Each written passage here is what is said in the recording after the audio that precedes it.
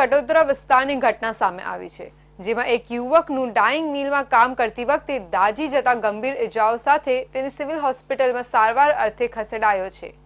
હાલ ઇજાગ્રસ્ત યુવક સિવિલમાં સારવાર લઈ રહ્યો છે, ત્યારે આ ઘટનાની જાણ થતાં સિવિલ હોસ્પિટલના ડોક્ટરો અને કડોદરાના પોલીસ તંત્ર દોડતું થયું છે।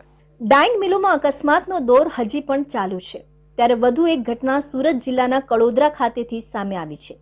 સુરત કડોદરા વિસ્તારમાં આવેલા સુભાષ ડાયમંડમાં કામ કરતા એક યુવક જયપ્રકાશ પર ગરમ પાણી પડી જતા શરીરના મધભાગોએ દાઝી જવાથી તેને સારવાર અર્થે સિવિલ હોસ્પિટલ ખાતે લઈ આવવામાં આવ્યો છે।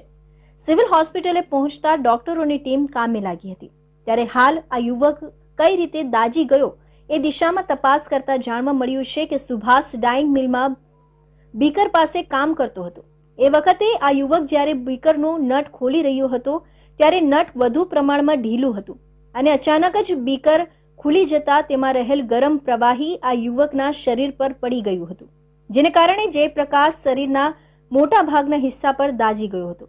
ઘટના બની ત્યારે ત્યાં હાજર અન્ય કારીગરોએ તાત્કાલિક ધોરણે યુવકની મદદે દોડી આવી મિલના સત્તાધીશને અકસ્માત સંબંધિત જાણ કરી હતી અને ત્યારબાદ 108 મારફતે તેને સિવિલ હોસ્પિટલ ખાતે લઈ આવવામાં આવ્યો હતો।